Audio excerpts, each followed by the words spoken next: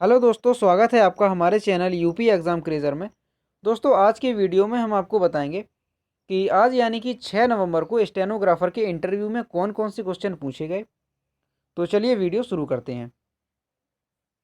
दोस्तों, ये जो अभ्यर्थी थे, इनसे सबसे पहला जो क्वेश्चन पूछा, वो ये पूछा कि आपके इंटर में और स्नातक में कौन-कौन से सब्जेक्ट थे।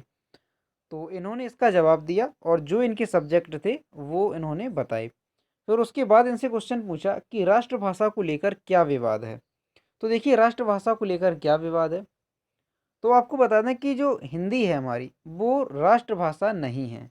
उसे अभी तक राष्ट्रभाषा का दर्जा नहीं मिला है। वो राजभाषा है। और जब भी हिंदी को राष्ट्रभाषा का दर्जा देने की जो है मांग होती है, तो जो दक्षिणी भारत की राज्य हैं वो इसका विरोध करते हैं। और वो ये कहते हैं कि वो हिंदी को राष्ट्रभाषा के रूप में नहीं अपनाएंगे। ठीक है। तो ये जो है विवाद होता है। जब भी मांग होती है कि हिंदी को राष्ट्रभाषा का दर्जा दिया जाए, तो दक्षिणी भारत के जो राज्य हैं वो इसका विरोध करने लगते हैं। और अभी हाल ही में जो गृह मंत्री हैं अमित शाह जी, उन्होंने एक बयान दिया था कि एक देश एक भाषा, और हिंदी को राष्ट्रभाषा बनाने का इन्होंने बयान दिया था। तो उसी को लेकर एक विवाद हो गया था। तो जो अभिनेता है रजनीकांत, उन्होंने ये कहा कि तमिलनाडु समेत दक्षिणी भारत के जितने भी राज्य हैं, वो कोई जो है हिंदी भाषा को राष्ट्रभाषा के रूप में नहीं अपनाएंगे। और उन्होंने ये भी कहा कि हिंदी हो या कोई और भाषा, उसे जबरन नहीं थोपा जाना चाहिए। ठीक है। तो ये जो है विवाद होता रहता है कि जब भी हिंदी को राष्ट्रभाषा का दर्जा देने की बात आती है, तो दक्षिणी भारत के जो भी राज्य हैं वो इसका विरोध करते हैं और वो ये कहते हैं कि हिंदी को वो राष्ट्रभाषा के रूप में नहीं अपनाएंगे। ठीक है। चलिए, अगला क्वेश्चन कौन सा पूछा गया। तो अगला क्वेश्चन पूछा कि भौतिक विज्ञान में परास क्या है। तो देखिए, भौतिक विज्ञान में परास क्या होता है। जब वस्तु को प्रक्षेप गति के लिए फेंका जाता है, ठीक है, जब भी किसी वस्तु को प्रक्षेप गति के लिए फेंका जाता है, तो वह अपने उड्डयन के दौरान क्षैतिज में दूरी तय करती है और फेंकने के बाद वह फेंके गए बिंदु से क्षैतिज में कितनी दूर जाकर गिरती है, इसे प्रक्षेप की क्षैतिज परास कहते हैं। देखिए, कोई वस्तु यहाँ पर है अगर, ठीक है, और इसे इस तरीके से फेंका जाएगा, तो यहाँ पर जब वो गिरेगी आके, तो यहाँ पर क्षैतिज में उसने कितनी दूरी तय की, इसे कहते हैं क्षैतिज परास। ठीक है। अगला क्वेश्चन देखते हैं। अगला क्वेश्चन इनसे पूछा कि सुनामी क्यों आती है। तो देखिए, सुनामी क्यों आती है, इसका कारण क्या है। वैसे तो सुनामी आने के कई कारण होते हैं, लेकिन जो सबसे मेन कारण है वो होता है इसका भूकंप। इसके अलावा जमीन धंसने, ज्वालामुखी फटने, या किसी तरह का विस्फोट होने, और कभी कभी उल्कापात में भी जो है ये सुनामी आती हैं। ठीक है। और तो यही कारण है कि सुनामी क्यों आती है। तो हमने आपको कारण बताए, भूकंप हो गया, जमीन धंसना, और ज्वालामुखी फटना, किसी तरह के विस्फोट होने, और कभी कभी उल्कापात में जो उल्का पिंड होती हैं वो गिरती हैं, तो उसे उल्कापात कहते हैं। तो इसके असर से भी जो है सुनामी लहरें उठती हैं। ठीक है। अगला क्वेश्चन इनसे पूछा गया कि ज्वार भाटा क्यों आता है। तो देखिए, ज्वार भाटा क्यों आता है। चंद्रमा की आकर्षण शक्ति, जो चंद्रमा है उसकी आकर्षण शक्ति का पृथ्वी के सागरीय जल पर सर्वाधिक प्रभाव पड़ता है। ज्वार भाटा चंद्रमा और सूर्य के पृथ्वी पर गुरुत्वाकर्षण बल द्वारा खिंचाव के कारण उत्पन्न होते हैं। तो ज्वार भाटा जो है वो चंद्रमा और सूर्य के जो गुरुत्वाकर्षण बल है, चंद्रमा और सूर्य के पृथ्वी पर, जो पृथ्वी पर गुरुत्वाकर्षण बल पड़ेगा, तो उसी के खिंचाव के कारण उत्पन्न होते हैं ज्वार भाटा। ठीक है। और जो समुद्र का जो जल होता है, जो ऊपर की ओर लहरें उठती हैं, उसे कहते हैं ज्वार, और जब नीचे की ओर धंसती हैं तो उसे कहते हैं भाटा। ठीक है।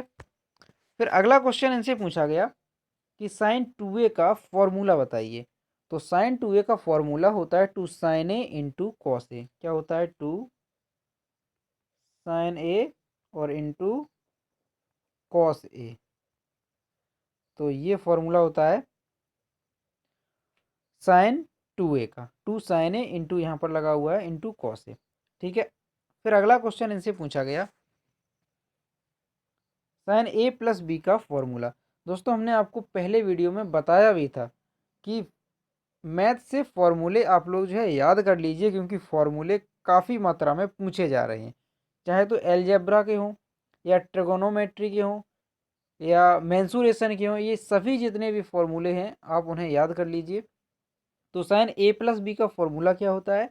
Sine A into cos B plus cos A into sine B. ये साइन ए प्लस बी का फॉर्मूला होता है। ठीक है, क्या होता है? Sine A into cos B plus cos A into sine B. फिर अगला क्वेश्चन इनसे पूछा गया कि टेन 45 की वैल्यू कितनी होती है? तो टेन 45 की वैल्यू कितनी होती है? 1। हमने आपसे पहले भी कहा था कि जो ये टेबल होती है, साइन 30 हो गया, साइन 0 हो गया, साइन 45 हो गया, जितनी भी ये वैल्यू होती हैं साइन कॉस टेन, ठीक है, तो इनकी वैल्यू आप याद कर लीजिए क्योंकि इनसे क्वेश्चन पूछे जा रहे हैं। फिर अगला क्वेश्चन इनसे पूछा गया टेन 90 का मान क्या है और ये कैसे आया? तो टेन 90 का मान जो होता है वो इनफाइनाइट होता है, इनफाइनाइट। ठीक है, अब ये कैसे आया? देखिए टेन थीटा का ये वैल्यू होती है उसे हम लिख सकते हैं sine theta upon cos theta, लिख सकते हैं। तो अब यहाँ पर 90 थीटा की वैल्यू दी गई है, तो इसे हम क्या लिखेंगे? Sine 90 upon cos 90। और साइन 90 की वैल्यू कितनी होती है? 1 होती है। और कॉस 90 की वैल्यू कितनी होती है? 0। तो 1/0 करेंगे तो इसके बराबर आ जाएगा इनफाइनाइट। ठीक है, तो इसी तरह से ये साइन ये जो टेन पूछा गया है कि टेन 90 का मान कैसे आया, तो इसी तरह से इसका मान जो है इनफाइनाइट आ जाएगा। फिर फिर इन्होंने बताया कि गणित में रेशियो से प्रश्न पूछे, तो अनुपात से क्वेश्चन पूछे गए। ठीक है, फिर और इनसे कौन से क्वेश्चन पूछे गए? गणित में परसेंटेज से प्रश्न पूछे गए, तो परसेंटेज से भी क्वेश्चन पूछे गए। तो आप जो है परसेंटेज, रेशियो, ये जो भी टॉपिक हैं उनको भी पढ़ लीजिए, क्योंकि ज़्यादा टफ क्वेश्चन नहीं पूछा जाएगा, ये हम आपको बता रहे हैं। क्योंकि वहाँ पर जो है ऐसे क्वेश्चन पूछेंगे जिसका आप जवाब जो है ओरली दे सकें, तो नॉर्मल से क्वेश्चन पूछे जाएंगे आपसे। फिर अगला इनसे गॉस की प्रमेय पूछी गई। गॉस की प्रमेय क्या है? ठीक है, अगला क्वेश्चन इनसे पूछा गया ऊष्मा का मात्रक क्या है? तो ऊष्मा का मात्रक जूल या कैलोरी होता है। ठीक है, फिर अगला क्वेश्चन इनसे पूछा गया ताप का मात्रक क्या है? तो ताप का मात्रक केल्विन होता है, ऐसा ही मात्रक केल्विन होता है इसका।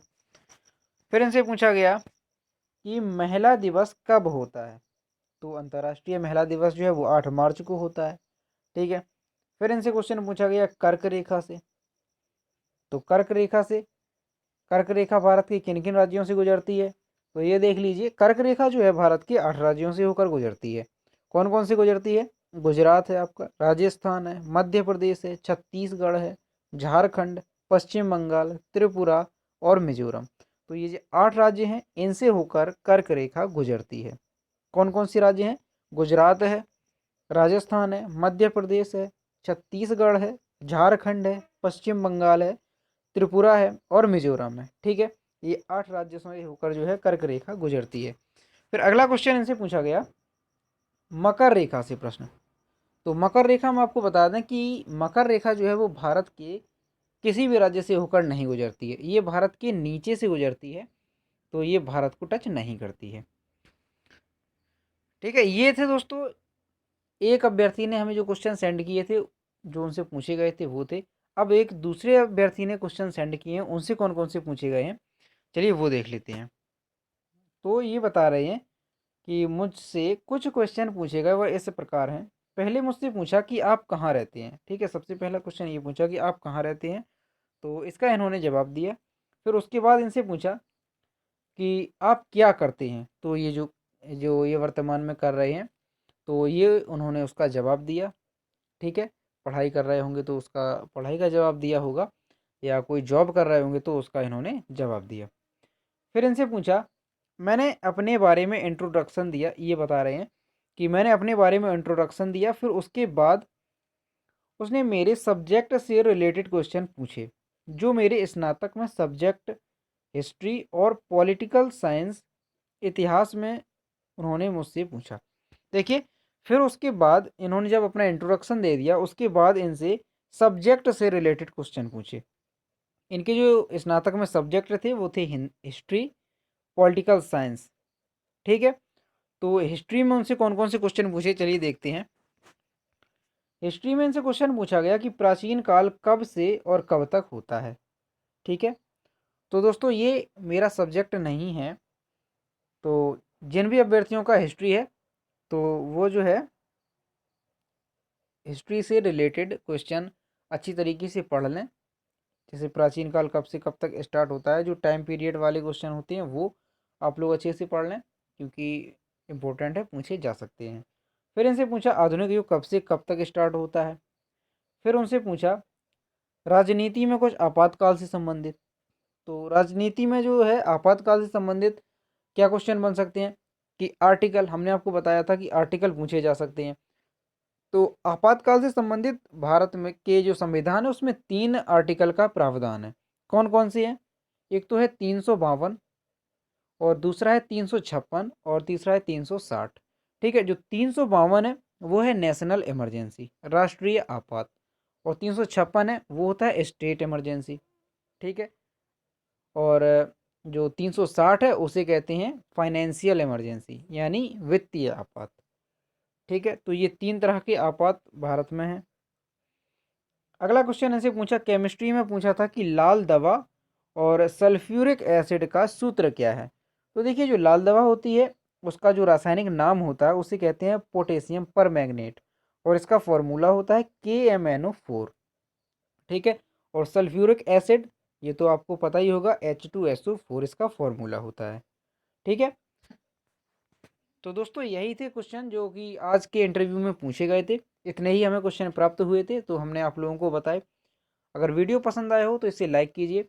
और दोस्तों हाँ, जिन भी अभ्यर्थियों का इंटरव्यू होता जाए तो वो जो है हमारे व्हाट्सएप नंबर पे क्वेश्चन सेंड कीजिए, और व्हाट्सएप नंबर आपको कमेंट बॉक्स में मिल जाएगा। तो आप ज़रूर जो भी आपसे क्वेश्चन पूछे जाएँ आप उसे शेयर कीजिए, ताकि और भी अभ्यर्थियों को उससे थोड़ी हेल्प मिल सके। दोस्तों हमें केवल 2 या 3 ही अभ्यर्थी क्वेश्चन सेंड करते हैं, हम आप लोगों की हेल्प करते हैं, तो आप लोगों की भी रिस्पॉन्सिबिलिटी बनती है कि आप लोग भी क्वेश्चन शेयर करें। ठीक है। तो क्वेश्चन को ज़रूर शेयर कीजिए ताकि और भी अभ्यर्थियों को हेल्प मिल सके। तो मिलते हैं नेक्स्ट वीडियो में। Thank you.